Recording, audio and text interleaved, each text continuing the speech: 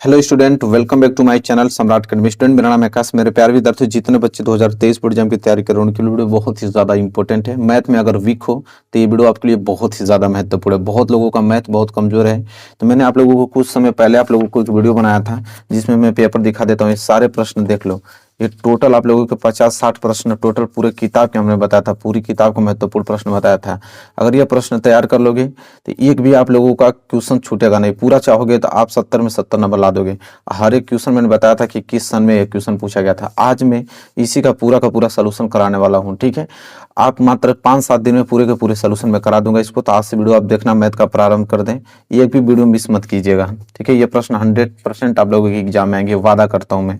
बस आप लोगों को अच्छे तरीके से पढ़ना है। जितने 60 प्रश्न टोटल हैं, 60 या लगभग 65% हैं, यही 60 और 65 क्वेश्चन अगर आपने मैथ का अच्छे से लगा लिया तो दुनिया की ताकत आपको फेल नहीं कर सकती है। मेरा वादा है, 100% बता रहा हूँ आप लोगों को। तो वीडियो को लाइक कर दो, चैनल पे नहीं तो चैनल को सब्सक्राइब कर दो। उसके हर एक क्वेश्चन को हम लोग सॉल्व करेंगे, वो भी अच्छे तरीके से समझते हुए। तो चलिए वीडियो स्टार्ट करते हैं। देखो, सबसे पहला प्रश्न यह है कि सिद्ध कीजिए कि करड़ी में 2, करड़ी में 5, करड़ी में 7 एक अपरिमेय संख्या है। देखो 2019 में, 20 में, 22 में प्रश्न पूछा गया है।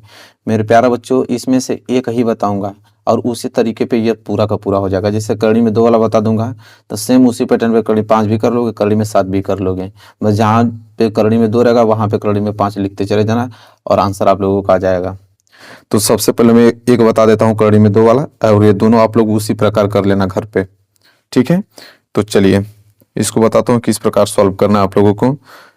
तो सिद्ध कीजिए कि करड़ी में 2 एक अपरिमेय संख्या है। इस क्वेश्चन को हमें सॉल्व करना है। ठीक है, क्वेश्चन आप लोगों का फर्स्ट है, यहाँ मैं डाल देता हूँ। ये क्वेश्चन आप लोगों का पहला मैं करा रहा हूँ कि सिद्ध कीजिए कि करड़ी में 2 एक अपरिमेय संख्या है। इसको अच्छे तरीके से सिद्ध करना सीख लेना। फिर करड़ी में 5, करड़ी में 7 उसी बेस पे आप लोग कर लेना। देखो सबसे पहले करेंगे क्या यहाँ पे। देखो सबसे पहले लिखेंगे, हमें सिद्ध करना था कि करड़ी में 2 एक अपरिमेय संख्या है ना, तो उसको हमेशा परिमेय संख्या मानो। ठीक है, तो लिखेंगे, यहाँ पे दिख रहा है आप लोगों को माना। लिखेंगे कि माना करड़ी में 2 एक परिमेय संख्या है। देखो बिल्कुल आराम से बताऊंगा कि हर एक बच्चे को समझ में आ जाएगा। परिमेय संख्या है। ठीक है, देखिए हमें सिद्ध करना था कि करड़ी में 2 जो है अपरिमेय संख्या है। हमें सिद्ध करना था यही ना कि सिद्ध कीजिए करड़ी में 2 एक अपरिमेय संख्या है। लेकिन हल करेंगे तो पहले लिखेंगे कि माना करड़ी में 2 एक परिमेय संख्या है। जस्ट उसका हम लोग उल्टा मानेंगे। ठीक है, ये पहली लाइन आप लोगों को लिख देना है। जब आपने करड़ी में 2 को परिमेय संख्या मान लिया तो परिमेय संख्या के बराबर कर देते हैं इसको, तो a बटे b के रूप में कर देते हैं। a बटे b को ही हम परिमेय संख्या बोलते हैं, जिसे हम अंश बटे हर के रूप में लिखे। चाहे p बटे q लिखे, चाहे a बटे b लिखे, चाहे c बटे d लिखे, चाहे e बटे f लिखे, क्या फर्क पड़ता है। जिसे अंश बटे हर के रूप में लिखते हैं उसी को परिमेय संख्या बोलते हैं। तो माना करड़ी में 2 एक परिमेय संख्या है, तो करड़ी में 2 को हमने परिमेय संख्या के बराबर कर दिया a बटे b के। और यहाँ पे लिख देंगे कुछ इसकी शर्त कि जहाँ a और b, जहाँ a और b सअभाज्य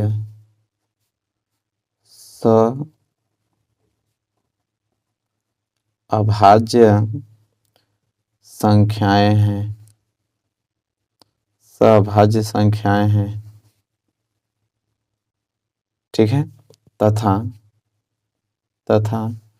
b जो है वो 0 नहीं होना चाहिए।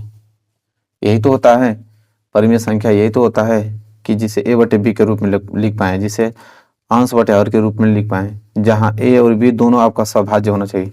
सभाज्य मतलब ये चीज होता है कि दोनों का एचसीएफ आना चाहिए। मतलब कि एक के अलावा इन दोनों का कोई उभयनिष्ठ गुणनखंड नहीं होना चाहिए।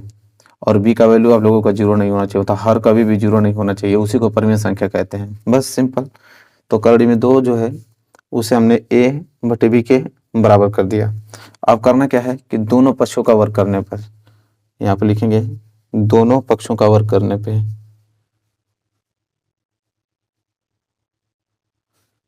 दोनों पक्षों का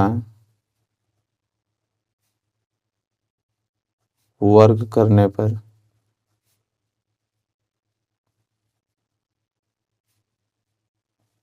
ठीक है। अब वर्ग करेंगे तो इधर कड़ी में 2 का अगर वर्ग करोगे तो हो जाएगा कड़ी में 2 का वर्ग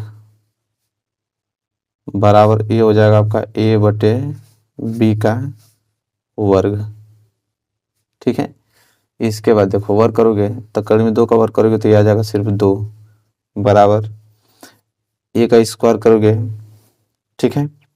तो ये हो जाएगा a स्क्वायर और बटे यहाँ b का स्क्वायर करोगे तो हो जाएगा b स्क्वायर। ठीक है। तो ये आ जाएगा 2 बराबर a स्क्वायर बटे b स्क्वायर। ठीक है। अगर मैं यहाँ से a स्क्वायर निकालूं तो a स्क्वायर बराबर क्या हो जाएगा, इसका इसमें गुणा हो जाएगा तो 2b स्क्वायर हो जाएगा। ठीक है। हो जाएगा कि नहीं, बिल्कुल बिल्कुल हो जाएगा। अब यहाँ से देखो अगर मैं यहाँ से b स्क्वायर की वैल्यू निकाल देता हूँ कि b स्क्वायर बराबर तो हो जाएगा a स्क्वायर, 2 गुणा में उधर जाएगा तो भाग में हो जाएगा a स्क्वायर बटे 2 आ जाएगा। ठीक है।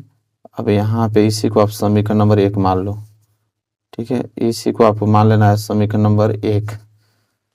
तो b स्क्वायर बराबर a स्क्वायर बटे 2 आपको देखने को मिला है। ठीक है। इसके नीचे लिखोगे तुम, नीचे लिखोगे कि 2 जो है a स्क्वायर को विभाजित करता है, बिल्कुल लिखोगे 2 जो है a स्क्वायर को विभाजित करता है।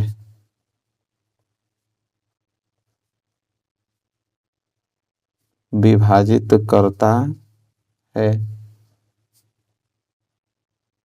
ठीक है। फिर लिखोगे कि अगर स्क्वायर हटा दूं तभी भी 2 जो है a को विभाजित करेगा, तो लिखेंगे 2 जो है a को विभाजित करता है।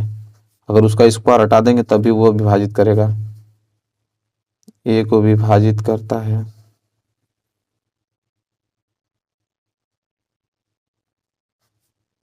विभाजित करता है। ठीक है। यहां तक लिख दोगे। चलो इसके बाद लिखोगे यहाँ पे कि तब, यहाँ पे लिखोगे तब a बराबर 2m, a बराबर हमने क्या ले लिया है 2m लिख सकते हैं। a बराबर 2m लिख सकते हैं। अब आप सोचोगे कि 2m क्यों ले लिए हैं, अभी समझ में आ जाएगा। a बराबर 2m लिख सकते हैं जहां जहां m जो है कोई पूर्णांक है, m जो है कोई पूर्णांक हमने मान लिया है कि m जो है कोई एक पूर्णांक है। ठीक है। अब क्या करेंगे कि a बराबर 2m का मान समीकरण पहला में क्या कर देंगे, रख देंगे, सिंपल। तो यहाँ पे लिखेंगे, ये मेरा पेज भर गया है, इसको ऊपर ही रहने दो। इसके बाद यहाँ से लिखना प्रारंभ करोगे आप कि a बराबर 2m का मान, a बराबर 2m का मान समीकरण पहला में रखने पर, समीकरण पहला में रखने पर, तो चलो समीकरण पहला में रख देते हैं। समीकरण पहला क्या आपका ही है, तो ये हो जाएगा b स्क्वायर बराबर a स्क्वायर, तो ये की जगह हम लिखेंगे 2m, तो इसका स्क्वायर और बटे में क्या है 2, इसे हल करेंगे तो हो जाएगा b स्क्वायर बराबर 2 का स्क्वायर 4 m का स्क्वायर m स्क्वायर, अब बटे में यहाँ पे आ जाएगा 2। ठीक है। अगर मैं काट दूँ 2 से तो 2 बार में, मतलब b स्क्वायर बराबर आ जाएगा 2m स्क्वायर। अगर मैं यहाँ से m स्क्वायर की वैल्यू निकालूं तो आ जाएगा b स्क्वायर बटे में 2, और इसे आपको समीकरण नंबर दूसरा मान लेना है, m स्क्वायर बराबर b स्क्वायर बटे 2। ये जो हो गया समीकरण नंबर दूसरा हो गया। ठीक है। फिर यहाँ पे देखने को आपको मिल रहा है कि जो 2 है वो b स्क्वायर को विभाजित करता है। 2 जो है b स्क्वायर को विभाजित करता है, विभाजित करता है। अगर स्क्वायर हटा दूंगा अच्छा भी वो विभाजित करेगा, तो लिखेंगे 2 जो है b को भी विभाजित करता है, b को भी क्या करता है, विभाजित करता है।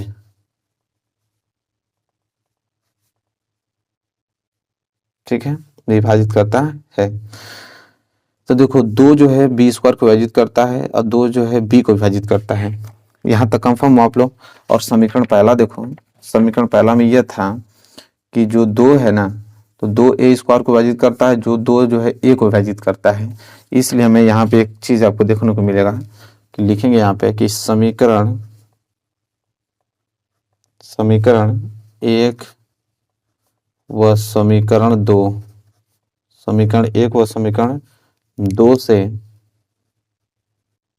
से हम कह सकते हैं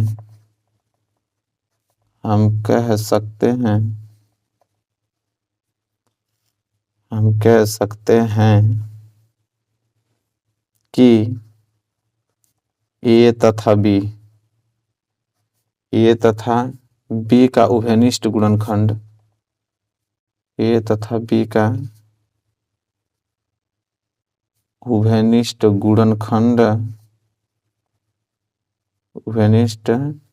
गुणनखंड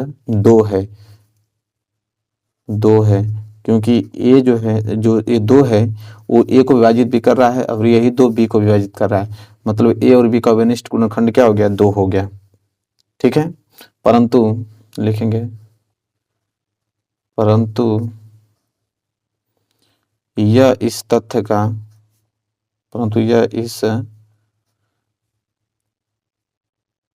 का विरोध करता है, परंतु यह इस तथ्य का क्या करता है, विरोध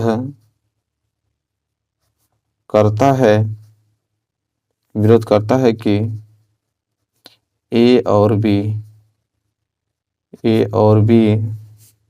में एक के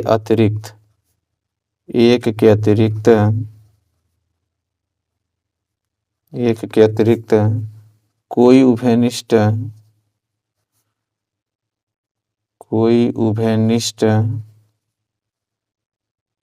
गुणनखंड नहीं है, कोई उभयनिष्ठ गुणनखंड नहीं है। ठीक है, आपको ऐसा ही लिखना पड़ता है, इसको थोड़ा टाइम लगेगा आप लोगों को, नहीं है, अतः हमारी कल्पना गलत है, अतः हमारी जो कल्पना है, अतः हमारी कल्पना क्या है, गलत है। ठीक है, क्योंकि हमने A और B को स्टार्टिंग में ही हमने क्या माना था कि यह सभाज्य संख्या, देखो शुरू में हमने कहा कि करड़ी में 2a/b के बराबर है। परिमेय संख्या क्या, परिमेय संख्या क्या होता है कि A और B सभाज्य होता है, मतलब A और B एक के अलावा कोई उभयनिष्ठ गुणनखंड नहीं होना चाहिए। लेकिन यहाँ पे देख रहा हूँ कि A और B का तो उभयनिष्ठ गुणनखंड 2 हो रहा है, और वो होता है कि A और B का एक के अलावा कोई उभयनिष्ठ गुणनखंड नहीं होना चाहिए, तभी वो परिमेय संख्या होगा। लेकिन यहाँ पे तो देख रहा हूँ कि उभयनिष्ठ गुणनखंड 2 हो रहा है, इसलिए हमारी कल्पना जो है गलत है। तो हमारी कल्पना जब गलत हो गई तो अतः मतलब कि परिमेय संख्या होगा नहीं, क्योंकि हमारी कल्पना गलत होगी। अतः करड़ी में 2 जो है एक अपरिमेय संख्या है। ठीक है, इस प्रकार इसको लगाते हैं, अपरिमेय संख्या है।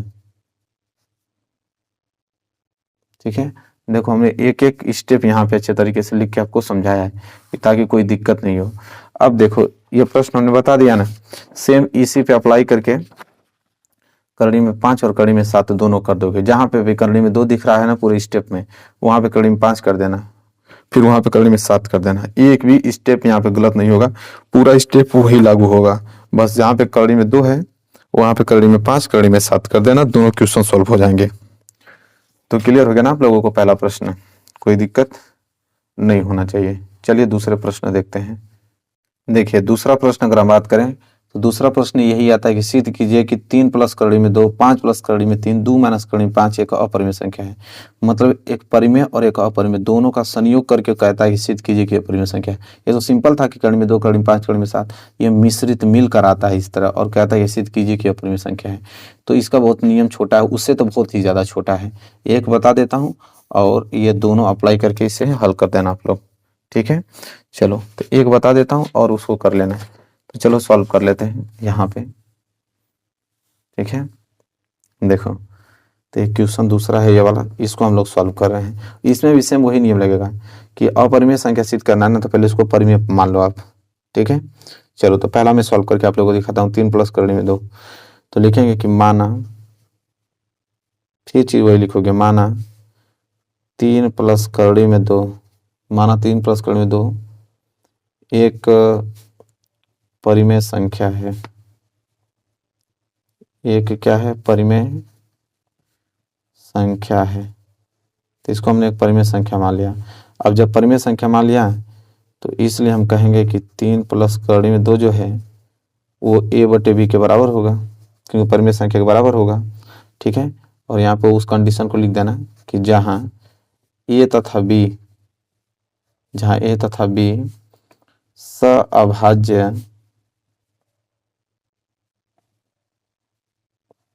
जहाँ a तथा b सअभाज्य संख्याएं हैं, सअभाज्य संख्याएं हैं, और b जो है वो 0 के बराबर नहीं होना चाहिए। ये न परिमेय संख्या होता है, बिल्कुल। देखो अब करेंगे हम लोग यहाँ पे, देखो जब इस प्रकार, अब इसको मैं यहाँ पे नोट कर लेता हूँ, 3 प्लस करड़ी में 2 जो है वो a बटे b के बराबर आ गया। ठीक है, अब देखो जब इस प्रकार का प्रश्न आ जाए तो आप करड़ी को एक साइड रोक लो, बाकी सबको उधर भेज दो। तो देखो करड़ी में 2 को इस साइड रहने दो, और ये आपका a बटे b जो है ना ऐसे ही रहेगा, यह प्लस 3 उधर जाएगा तो माइनस के 3 हो जाएगा।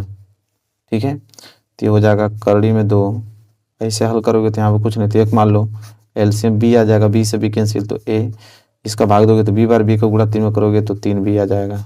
ठीक है, तो एक चीज नोटिस करो, देखो a बाई b जो है परिमेय संख्या है और 3 आपका भी परिमेय है, तो दोनों का अंतर जो a आया है a भी आपका परिमेय संख्या ही होगा 100%। ठीक है, तो लिखेंगे यहाँ पे उसी लाइन को कि जहाँ, यहाँ पे लिखेंगे कि जहाँ a बटे b और जहाँ a बटे b और माइनस के या 3, माइनस के 3 परिमेय संख्याएं हैं, परिमेय संख्या है।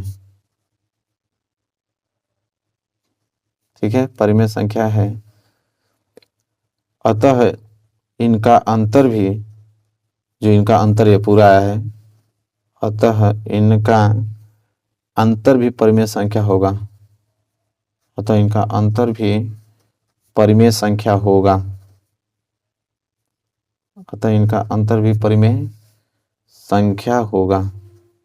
ठीक है, तो चलिए इसका परिमेय संख्या हमने मान लिया कि इसका अंतर भी क्या होगा, परिमेय संख्या होगा। परंतु हम जानते हैं कि जब ये परिमेय संख्या होगा, ठीक है, तो करड़ी में 2 भी आप लोगों का परिमेय संख्या होना चाहिए, क्योंकि उसी के बराबर है, होना चाहिए कि ना, बिल्कुल होना चाहिए। लेकिन लिखेंगे यहाँ पे, इसलिए करड़ी में 2 एक परिमेय संख्या होगा, करड़ी में 2 एक परिमेय संख्या होगा, बिल्कुल करड़ी में 2 एक परिमेय संख्या होगा। यहाँ तक हो गया। लेकिन हम लोग जानते हैं कि करड़ी में 2 एक अपरिमेय है, क्योंकि अभी हमने सिद्ध किया है कि करड़ी में 2 एक अपरिमेय है, लेकिन यहाँ पे हमने ये माना है कि करड़ी में 2 एक परिमेय संख्या है। फिर लिखेंगे परंतु, परंतु इससे, परंतु, परंतु इससे इस तथ्य का, परंतु इससे, परंतु इससे इस तथ्य का, इस तथ्य का विरोधाभास है, विरोधाभास है, विरोधाभास है कि करड़ी में 2 एक अपरिमेय संख्या है, करड़ी में 2 एक अपरिमेय संख्या है, क्योंकि हमको मालूम है, अभी हमने सिद्ध किया कि करड़ी में 2 एक अपरिमेय संख्या है, और यहाँ पे हमने सिद्ध किया करड़ी में 2 एक परिमेय है। तो जस्ट उसका विपरीत हुआ कि नहीं, उल्टा हुआ कि नहीं, विरोधाभास हुआ कि नहीं, बिल्कुल हुआ। फिर लिखोगे इसलिए, इसलिए यह आपका परिमेय नहीं कहलाएगा, अपरिमेय कहलाएगा। इसलिए करड़ी में 2 एक अपरिमेय संख्या होगा, अपरिमेय संख्या होगा। ठीक है, जब करड़ी में यहाँ पे 2 एक अपरिमेय संख्या होगा, इस अतः हम ये कह सकते हैं कि 3 प्लस करड़ी में 2 जो है, क्योंकि एक अपरिमेय और एक परिमेय दोनों का योग हमेशा अपरिमेय होता है, अतः 3 प्लस करड़ी में 2 एक अपरिमेय संख्या होगा, अपरिमेय संख्या होगा। तो देखो ये प्रश्न हमने सॉल्व कर दिया। इसी की बेस पे जो ये 2 क्वेश्चन और आपको दिए गए हैं उसको आप लोग इसी बेस पे लगाना है, लेकिन प्रश्न 100% आएगा, ये तो लिखित है आप लोगों का, 100% यहाँ से प्रश्न बनेंगे। तो देखो सेम इसी पे 5 प्लस कड़ी में 3 और 2 माइनस कड़ी में 5, ये जो प्रश्न है उसी पर लागू कर देना। देखो 2019 में, 20 में, 22 में प्रश्न पूछा गया है। ठीक है, यहाँ तक चीजें क्लियर है, आप लोगों को कोई डाउट नहीं होना चाहिए। चलिए अगला प्रश्न देखो। अगला प्रश्न यह है कि संख्याओं 1656 और 4025 का मसा यूक्लिड विभाजन प्रमेय द्वारा ज्ञात कीजिए। ठीक है, और ये प्रश्न यह है कि 135 और 225 इसका भी मसा आपको यूक्लिड विभाजन प्रमेय द्वारा ही ज्ञात करना है। देखो 19 में, 20 में, 22 में एक प्रश्न बनता जरूर है कि यूक्लिड विभाजन प्रमेय से हम लोग मसा कैसे ज्ञात करें। तो चलो दोनों में से कोई एक प्रश्न आपको बता देता हूँ और उसी बेस पे एक प्रश्न अपने घर पे कर लीजिएगा आप लोग। देखो तो कैसे लगाएंगे, ये बड़ा वाला कर देता हूँ 1656 और 4025 का। ठीक है, ये छोटा वाला घर पे कर लीजिएगा। देखिए सबसे पहले करेंगे क्या कि यहाँ हमको दिया है 4025 और एक है आपका 1656। आपको देखना ही है कि इन दोनों में से बड़ा कौन है, तो बड़ा तो आपका 4025 है। ठीक है, अब देखो यहाँ पे रफ कार्य करना है, फेयर पे नहीं करना आपको। चीज़ फेयर पे भी कर दोगे तो कटेगा नंबर नहीं, लेकिन ये रफ कार्य है। पहले आपको रफ कार्य में करना क्या है कि 4025 में भाग देना है आपको 1656 का। ठीक है, पहले भाग दे लीजिए, इसके बाद हम लोग यूक्लिड विभाजन प्रमेय का लगाएंगे। देखो 1656 का जब 4025 में भाग दोगे तो 16 दूनी के 32 2 बार जाएगा। ठीक है, तो हो जाएगा 6 दूनी के 12, 5 दूनी के 10, 1 11, फिर 6 दूनी के 12 और 12 कितना हो जाएगा 13, फिर 2 एकम 2 1 3, मतलब 1312। घटाओगे तो 5 में से 2 जाएगा तो 3, 2 में से 1 जाएगा तो 1, यहाँ से लगा तो 10, 10 में से 3 जाएगा तो 7, 713 बच गया।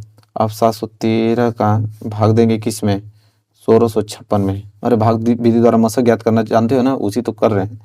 अब 713 का भाग जब 1656 में दोगे तो भाग जाएगी 7 दूनी के 14, 2 बार जाएगा, तो हो जाएगा 2 3 6, 2 एकम 2, 7 दूनी के 14। अब यहाँ से 6 में से 6 0, 5 में से 2 जाएगा तो 3, 6 में से 4 जाएगा तो 2, 230। अब 230 का भाग दोगे 713 में तो 2 3 6, 3 बार जाएगी लगभग भाग आपकी, 3 बार जाएगी तो ये तो 0, ये हो जाएगा 3 3 9, फिर 3 दूनी के 6, तो हो जाएगा 3 और 9 2 11, 23 बच जाएगा। ठीक है, अब यहाँ पे 23 का भाग दोगे किस में, 230 में, तो कितना बार जाएगा 23 दाम में 230, कैंसिल, कट गया ना, तो कट जाता है, जिससे कटता वही आप लोगों को क्या होता है SCF। ठीक है, अब तो ये आप लोगों को भाग विधि द्वारा ये रफ कार्य में करना है, लेकिन हमसे पूछा इसमें है कि यूक्लिड विभाजन प्रमेय का द्वारा ज्ञात करना है। ठीक है, तो अब यहाँ पे हम लोग क्या करेंगे, इसलिए क्या होना कि ये रफ कार्य है, फेयर में आप लोगों को यहाँ पे हेडिंग डालना पड़ेगा यूक्लिड विभाजन प्रमेय का। तो यहाँ पे लिख दीजिएगा यूक्लिड, हेडिंग आपकी यही रहेगी यूक्लिड विभाजन प्रमेय का, यूक्लिड विभाजन प्रमेय का। ठीक है, ये आपकी हेडिंग रहेगी। अब देखो यूक्लिड विभाजन प्रमेय का कहती क्या है, अब लिख भी दीजिएगा यहाँ पे कि भाज्य बराबर भाजक गुणे भागफल और प्लस शेषफल, यही कहता है। तो देखो भाज्य क्या होता है 4025। अब यहाँ पे पहला स्टेप, दूसरा स्टेप, तीसरा स्टेप, चौथा, 4 स्टेप में इसको हल करेंगे। ठीक है, तो यहाँ पे लिखेंगे स्टेप फर्स्ट, स्टेप पहला में लिखेंगे कि भाज्य हमारे पास क्या है 4025 बराबर भाजक हमारे पास क्या है 1656 और भागफल कितना है 2 और शेषफल कितना है यहाँ पे 713। ठीक है, और यहाँ पे लिख लीजिएगा शेषफल मतलब आर डिनोट, आर जो है 0 के बराबर नहीं है, शेषफल अभी 0 कहाँ है, नहीं ना आया है, तो लिखेंगे आर 0 के बराबर नहीं है। ये पहला स्टेप हो गया। फिर लिखोगे स्टेप दूसरा, अब स्टेप दूसरा इसमें लगेगा। अब इसमें भाज्य क्या हमारा हो जाएगा 1656 बराबर भाजक क्या हो जाएगा 713, भागफल क्या हो जाएगा 2 और प्लस शेषफल क्या हो जाएगा 230। फिर लिखेंगे कि r जो है 0 के बराबर नहीं है। तो कहाँ r कहाँ 0 के बराबर अभी नहीं है। चलिए अब स्टेप तीसरा लगेगा। स्टेप तीसरा, इसमें जो भाज्य है ये 713 हो जाएगा। भाज्य बराबर भाजक हमारे पास 230, भागफल हमारे पास 3, शेषफल हमारे पास 23। फिर लिखेंगे r जो है 0 के बराबर नहीं है। इसके बाद स्टेप 4, इसमें भाज्य जो है 230, तो 230 बराबर भाजक क्या हमारे पास 23, भागफल क्या है 10 और शेषफल कितना है 0। अब यहाँ पे लिखोगे कि r जो है 0 के बराबर आ गया। और जब r 0 के बराबर आ जाता है, शेषफल 0 आ जाता है, बस स्टॉप कर देते हैं। फिर लिखोगे इसलिए 4025 कामा 1656, ठीक है, इन दो संख्याओं का जो HCF होगा वो कितना होगा, किससे कटा 23 से, तो HCF होगा 23। यह हो गया आंसर। तो यह होता है आप लोगों का यूक्लिड भाजन प्रमेय का। तो पहले आप लोग इस तरह भाग देना, फिर स्टेप जितना स्टेप में ये आपको आया रहेगा उतना स्टेप लिख देना। ये पूरा क्वेश्चन हो गया, ठीक है। अब घर पे ईमानदारी से ये वाला क्वेश्चन कर देना। हमने 1656 और 4025 लगाया ना, आप 135 225 का घर पे लगा लीजिएगा, तो इम्पोर्टेंट है, ठीक है मेरे प्यारे बच्चों। अगला प्रश्न देखो। चलो मेरे प्यारे बच्चों अगला प्रश्न देखो अगला प्रश्न, इस पे तो एक प्रश्न बनना अनिवार्य रहता है कि दिया HCF देखो 252 और 594, ये जो दो संख्या है, दोनों संख्याओं का HCF आपको 18 दे रखा है। ज्ञात कीजिए LCM 252 594, मतलब उन्हीं दोनों संख्याओं का LCM ज्ञात कीजिए। तो देखो दोनों संख्याओं का HCF दिया है, LCM पूछ रहा है। तो देखो इसके लिए एक ही नियम चलता है, ठीक है। ये चौथा क्वेश्चन है, इसके लिए एक ही नियम, इस रूल को याद कर लेना, एक प्रश्न जरूर बनता है। तो नियम यह होता है कि पहली संख्या गुणे दूसरी संख्या बराबर LCM गुणे HCF। यह फार्मूला होता है कि दो संख्याओं का गुणनफल जो है उन्हीं दो संख्याओं के LCM और उन्हीं दोनों संख्याओं के HCF के गुणनफल के बराबर होता है। यह फार्मूला अपने दिमाग में एकदम रट जाना है। इसी फार्मूले पे वो जो भी पूछेगा आप निकाल सकते हो। जैसे यहाँ पे हमसे पूछा है क्या, LCM ज्ञात कीजिए। तो देखो पहली संख्या क्या है 252, तो पहली संख्या का हमने लिख दिया 252 गुणे दूसरी संख्या क्या है 594, आपने लिख दिया 594 बराबर LCM हमको निकालना है गुणे HCF दिया है कितना 18, बस हो गया। यहाँ से अगर हम LCM निकालें, LCM बराबर, तो ये तो ऐसे ही रहेगा आपका 252 गुणे 594, यह जो 18 गुणा में उधर जाएगा तो भाग में, तो ये आ जाएगा आप लोगों का भाग में 18 से, ठीक है। अब LCM बराबर यहाँ पे काट दीजिए, देखो तो काटो 18 से काटोगे तो 18 एकम 18 और 18 7 25 72, 18 चौक 72, 14 बार में कट जाएगा, तो 14 गुणे 594। जब इसका LCM करोगे, इनका मल्टीप्लाई करोगे तो आ जाएगा 8316, और यही हो गया आपका आंसर LCM। तो देखो अगर ये नियम आपको मालूम है तो चाहे वो आपसे LCM पूछ ले, चाहे वो आपको HCF पूछ ले, ठीक है, दोनों आप निकाल सकते हो। तो ये नियम अपने दिमाग में अच्छे तरीके से नोट कर लेना। ये क्वेश्चन इतना महत्वपूर्ण है, देखो 2019 में 20 में 22 में प्रश्न पूछा गया था, तो ये आप लोगों को अच्छे तरीके से याद करने होंगे। और अगला प्रश्न देखो क्या है, इस प्रश्न को आप लोग नोट करो, बहुत इंपॉर्टेंट है, और इस प्रश्न को आपको जरूर प्रश्न देखने को मिलेगा। कह रहा है कि के किन मान के लिए निम्न युगपत समीकरण 3x + y बराबर तथा 2x - 1x + k - 1y बराबर 2k + 1 का कोई हल नहीं है।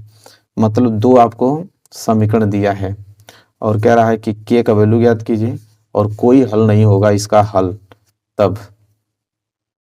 तो देखो बहुत सिंपल है, कैसे हल करोगे। सबसे पहले दोनों समीकरण उतार लो। जैसे यहाँ पे दिया है 3x + y बराबर 1 दे रखा है, और यहाँ पे दे रखा है 2k - k 1, फिर x, फिर प्लस k - 1 y बराबर 2k + 1, ये दिया है ना।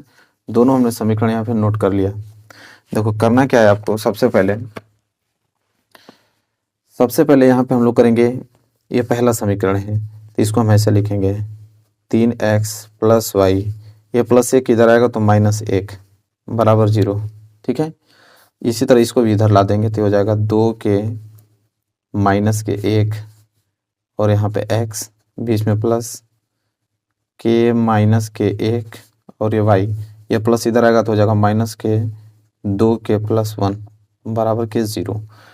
अब देखो यहाँ पे करना क्या है कि ये आपका हो जाएगा, पहला है तो a1x plus b1y plus c1 बराबर 0, इससे तुलना कर देंगे। ये दूसरा समीकरण है तो इसे आप a2x नाम रखिए, a2x plus b2y plus c2 बराबर 0, इससे तुलना कर दीजिए। ठीक है, तुलना करेंगे तो देखो यहाँ से जैसे x से x कैंसिल होगा तो a1 बराबर आपको 3 देखने को मिलेगा, y से y कैंसिल होगा तो y के आगे एक छिपा हुआ है तो b1 बराबर 1 देखने को मिलेगा और c1 बराबर यहाँ पे माइनस को 1 देखने को मिलेगा। ठीक, इसी तरह यहाँ से देखो x कैंसिल तो a2 बराबर आपको 2 के माइनस 1 देखने को मिलेगा और यहाँ से अगर y से y कैंसिल कर देते हो तो b2 बराबर आपको k माइनस 1 देखने को मिलेगा और c2 बराबर यहाँ पे माइनस के 2 के प्लस 1 देखने को मिलेगा।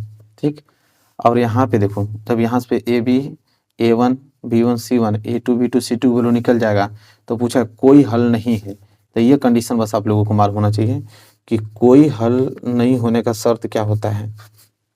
कोई हल नहीं होने का शर्त, तो देखो कोई हल नहीं होने का शर्त होता है कि a1 बटा a2 जो है वो बराबर होता है b1 बटा b2 के।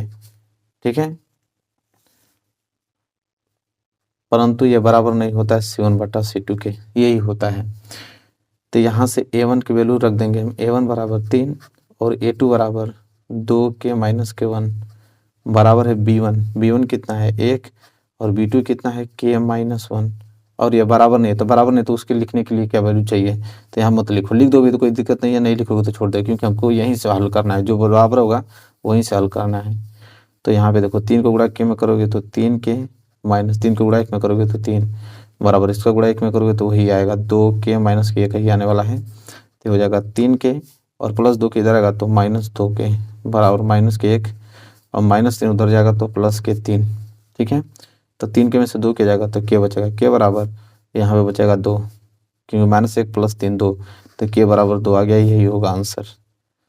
तो देखो इस प्रकार का प्रश्न पूछता है। ठीक है, तो यहाँ से a1 b1 c1 a2 b2 c2 value निकाल दोगे आराम से और यहाँ से k का वैल्यू आराम से बता पाओगे। ठीक है, देखो बहुत ज़्यादा इंपॉर्टेंट है, जब ये आ गया ना तो ये प्रश्न सबसे ज़्यादा आता है। देखो ये प्रश्न ये होता है कि k के किस मान के लिए समीकरण 2x square minus k x minus 1 बराबर 0 के मूल बराबर होंगे। ये देखिए द्विघात, ये आपका 2-4 बड़े रैखिक समीकरण है, ये आपका द्विघात समीकरण से क्वेश्चन है। देखो कैसे लगाएंगे, ये भी बहुत सिंपल, इस टाइप का क्वेश्चन बहुत एग्जाम में आता है। देखो बोला है यहाँ पे कि k के किस मान के लिए ये आपका द्विघात समीकरण जो है अगर इसके मूल बराबर होंगे तो k का वैल्यू कितना होगा। देखिए आपको समीकरण दिया है कि 2x स्क्वायर माइनस के फिर x माइनस के 1 बराबर के 0 और इसका बोला है कि मूल जो है वो बराबर है। अगर मूल इसका बराबर है तो k का वैल्यू बताओ। देखो द्विघात समीकरण में जब मूल बराबर होता है तो d बराबर मतलब b स्क्वायर माइनस 4ac, विविक्तकर जो होता है वो 0 के बराबर होने लगता है। अगर मूल बराबर है तो समझ लो कि विविक्तकर जो है 0 के बराबर होगा। तो ए बी सी का वैल्यू निकाल लो और इस वैल्यू में पुटअप कर दो, आपका k का वैल्यू निकल जाएगा। तो देखो आपका द्विघात समीकरण क्या है, 2x स्क्वायर माइनस के x माइनस के 1 बराबर 0। तो इसको हल करोगे तो क्या हो जाएगा, 2x स्क्वायर माइनस k को गुणा x में करोगे तो kx माइनस गुणा माइनस में करोगे तो प्लस k को गुणा 1 में करोगे तो k बराबर 0। और द्विघात समीकरण का फार्मूला क्या होता है, ax square plus bx plus c बराबर 0, इसे तुलना कर दो तो x स्क्वायर से x स्क्वायर कैंसिल तो a बराबर 2 x से x कैंसिल तो b बराबर माइनस के k और c बराबर तो खाली k बच जाएगा। अब यहाँ पे वैल्यू रख दो, b स्क्वायर, b का वैल्यू क्या है माइनस के k, तो इसका स्क्वायर माइनस 4 गुणे a मतलब 2 और c मतलब k बराबर के 0। ठीक है, तो माइनस k का होल स्क्वायर करोगे तो आ जाएगा k स्क्वायर और माइनस 4 दूनी के 8k बराबर के 0। यहाँ से k कॉमन ले लोगे तो यहाँ पे बचेगा k माइनस 8 बराबर 0। तो यहाँ पे करना क्या है कि k बराबर, एक बार k बराबर 0 कर दो और एक बार k माइनस 8 बराबर 0, तो के बराबर -8 उधर जाएगा तो +8। तो देखो के का 2 वैल्यू आया, मतलब 0 और 8। तो के 2 वैल्यू के लिए 2 वैल्यू आ गया। हमसे यही पूछा था कि के किस मान के लिए यह इसके मूल बराबर होंगे, तो के 2 मान के लिए, एक तो के बराबर 0 और एक के बराबर 8 मान के लिए जो द्विघात समीकरण के मूल हैं वो बराबर होंगे। ये हो गया आंसर। तो इस प्रकार का प्रश्न 100% आपके एग्जाम बनेगा, लिखित है। ऐसे प्रकार के प्रश्न आपके एग्जाम में आएंगे, उसी तरह करना है। तो देखो आज की वीडियो में बस ये वाला पृष्ठ का पूरा प्रश्न हमने करा दिया। टोटल 1 2 3 4 5 6 ये वाला पृष्ठ हो गया, ठीक है। अगला जब वीडियो लेकर आया जाएगा तो आगे इस वाले पृष्ठ पे क्वेश्चन जो है उसको सॉल्व किया जाएगा। ये वाला देखो 1 2 3 4 5। अब इसमें ये वाला प्रश्न बड़े बड़े हैं, उसको कॉल मतलब टोटल 60-65 प्रश्न है, उसको कर लोगे और उसी जो भी टाइप में बता रहा उस टाइप के सारे क्वेश्चन समझ लोगे तो पूरे के पूरे इस बार आप लोगों के 70 में 70 नंबर क्लियर हो जाएगा। तो मेरे प्यारे विद्यार्थियों रेगुलर बने रहिएगा, रेगुलर आप लोग वीडियो को देखिएगा और चैनल पर नए हैं तो चैनल को जरूर सब्सक्राइब कर लीजिएगा। चलिए मिलेंगे नेक्स्ट वीडियो में, तब तक के लिए धन्यवाद।